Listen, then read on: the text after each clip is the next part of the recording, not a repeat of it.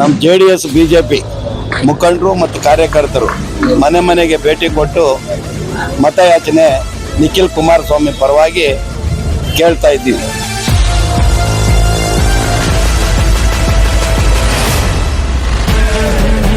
ಕುಮಾರಸ್ವಾಮಿ ಕೇಂದ್ರ ಮಂತ್ರಿಗಳಾಗಿರೋದ್ರಿಂದ ತೆರವಾಗಿರೋದ್ರಿಂದ ನಿಖಿಲ್ ಕುಮಾರಸ್ವಾಮಿ ಅಂದ್ರೆ ನಮ್ಮ HD ಕುಮಾರಸ್ವಾಮಿ ಅವರ ಮಗನಾಗಿರೋದ್ರಿಂದ ಆ 3.5 ವರ್ಷ ನಿಖಿಲ್ ಕುಮಾರಸ್ವಾಮಿಗೆ ಅವಕಾಶ ಮಾಡಿಕೊಡಿ ಅಂತ ಕೇಳ್ಕೊತಾ ಇದ್ದೀನಿ.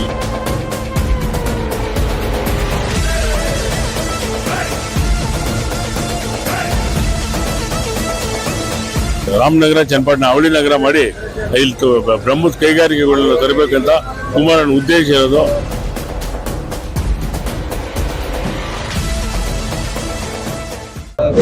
ಚನ್ನಪಟ್ಟಣ ಉಪಚುನಾವಣೆ ಇದೇ ತಿಂಗಳು 13ನೇ ತಾರೀಕು ನಡೀತಾ ಇದೆ. ನಮ್ಮ JDS BJP ಮುಖಂಡರು ಮತ್ತು ಕಾರ್ಯಕರ್ತರು ಮನೆ ಮನೆಗೆ ಭೇಟಿ ಕೊಟ್ಟು ಮತಯಾಚನೆ ನಿಖಿಲ್ ಕುಮಾರಸ್ವಾಮಿ ಪರವಾಗಿ ಕೇಳ್ತಾ ಇದ್ದೀವಿ.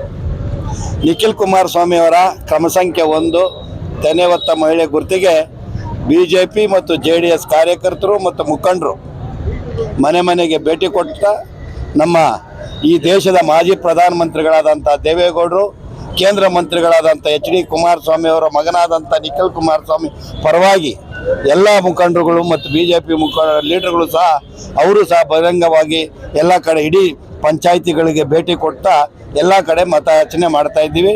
ನಿಖಿಲ್ ಕುಮಾರಸ್ವಾಮಿಗೆ ಒಳ್ಳೆ ಭವಿಷ್ಯ ಇದೆ ಅಂತ ನನ್ನ ಭಾವನೆ. ಯೋಗೇಶ್ವರ್ ಕೆಲಸ ಮಾಡಿದ್ದಾರೆ ಅನ್ನೋದಕ್ಕಿಂತ ಹೆಚ್ಚಾಗಿ ಈ ದೇಶದ ಮಾಜಿ ಪ್ರಧಾನಮಂತ್ರಿಗಳಾದಂಥ HD ದೇವೇಗೌಡರು ಇಗ್ಲೂರು ಡ್ಯಾಮ್ ಕಡದೇ ಇದ್ದಿದ್ರೆ ಈ ರಾಜ್ಯದ ಮಾಜಿ ಮುಖ್ಯಮಂತ್ರಿಗಳಾದಂಥ ಸದಾನಂದ ಗೌಡರು ಅವತ್ತು ಮುಖ್ಯಮಂತ್ರಿಗಳಾಗದೇ ಇದ್ದಿದ್ದ ಪಕ್ಷದಲ್ಲಿ ನೀರು ಎಲ್ಲಿ ಬರ್ತಾ ಇತ್ತು? ಯೋಗೇಶ್ವರ್ ಅವಾಗ MLA ಆಗಿದ್ರು, ನಿಜ ಇಲ್ಲ ಅಂತಲ್ಲ. ಆದರೆ ನಾನು ಅದು ಸಬ್ಜೆಕ್ಟ್ ಹೋಗೋದಿಲ್ಲ. ನನ್ನ ಅಭಿಪ್ರಾಯ ಏನಂದರೆ 5 ವರ್ಷಕ್ಕೆ ಒಂದ್ಸಲ ಚುನಾವಣೆ ಬರ್ತಕ್ಕಂಥದ್ದು. ಅದರಲ್ಲಿ HD ಕುಮಾರಸ್ವಾಮಿ ಅವರು 5 ವರ್ಷಕ್ಕೆ MLA ಆಗಿ ಆಯ್ಕೆ ಮಾಡಿದ್ದಿಲ್ಲಿ ನಮ್ಮ ಚನ್ನಪಟ್ಟಣದ ಜನತೆ. ಆದರೆ ಅವರು ಲೋಕಸಭೆಗೆ ನಿಂತು ಲೋಕಸಭೆಯಲ್ಲಿ ಗೆದ್ದು ಅವರು ಕೇಂದ್ರ ಮಂತ್ರಿಗಳೇ ಆಗಿರೋದ್ರಿಂದ ಇನ್ನು 3 ವರ್ಷ ಬಾಕಿ ಇದೆ. ಅದು ಕುಮಾರಸ್ವಾಮಿ ಅವರು ನಿಂತಿರ್ತಕ್ಕಂಥದ್ದು ಬಾಕಿ ಇದೆ. ಅದಕ್ಕೆ ಅವ್ರ ಮಗ ನಿಂತಿದ್ದಾರೆ. ನಾನು ನಮ್ಮ ಚನ್ನಪಟ್ಟಣ ಜನತೆಯಲ್ಲಿ ಕೇಳ್ಕೊಳ್ಳೋದೇನೆಂದ್ರೆ ಇನ್ನು 3.5 ವರ್ಷ ಕುಮಾರಸ್ವಾಮಿನೇ MLA ಆಗಿರ್ತಿದ್ರು. ಕುಮಾರಸ್ವಾಮಿ ಕೇಂದ್ರ ಮಂತ್ರಿಗಳಾಗಿರೋದ್ರಿಂದ ತೆರವಾಗಿರೋದ್ರಿಂದ ನಿಖಿಲ್ ಕುಮಾರಸ್ವಾಮಿ ಅಂದ್ರೆ ನಮ್ಮ HD ಕುಮಾರಸ್ವಾಮಿ ಅವರ ಮಗನಾಗಿರೋದ್ರಿಂದ ಆ 3.5 ವರ್ಷ ನಿಖಿಲ್ ಕುಮಾರಸ್ವಾಮಿಗೆ ಅವಕಾಶ ಮಾಡಿಕೊಡಿ ಅಂತ ಕೇಳ್ಕೊತಾ ಇದ್ದೀನಿ. ಇದರಲ್ಲಿ ಸತ್ಯಾಂಶ ಇದೆ. ಯಾಕಂದ್ರೆ ಕುಮಾರಸ್ವಾಮಿ ಅವರು ಕೇಂದ್ರ ಮಂತ್ರಿಗಳಾಗಿರೋದ್ರಿಂದ ಇನ್ನು ಹೆಚ್ಚಿನ ಅನುದಾನ ಸಿಗುತ್ತೆ.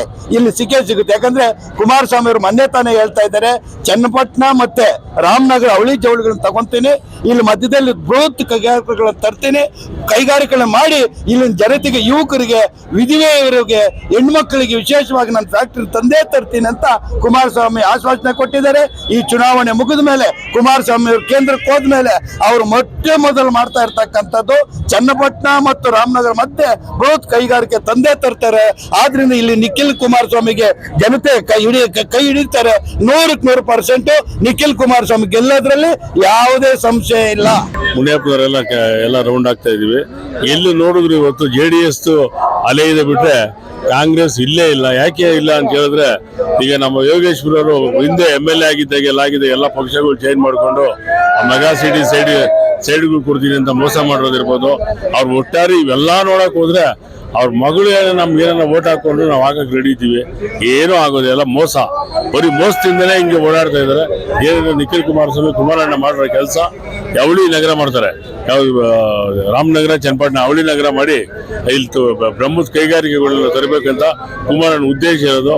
ಸೆಂಟ್ರಲ್ ಮಿನಿಸ್ಟರ್ ಇರೋದ್ರಿಂದ, ದೇವೇಗೌಡರ ಆಶೀರ್ವಾದ ಇರೋದ್ರಿಂದ ಇದು ಒಳ್ಳೆ ಇವೆರಡೂ ಕಾನ್ಸ್ಟಿಟ್ಯೂನ್ಸಿಗೆ ಒಳ್ಳೆ ಕೆಲಸಗಳಾಗ್ತವೆ ಅಂತೇಳಿ ನಾನು ಮಾಡ್ತೀನಿ. JDS 30,000 40,000 ಮೇಲೆ ಗೆದ್ದಿದ್ದೀವಿ. Already 30,000 40,000 leading ಇವತ್ತಿದೆ.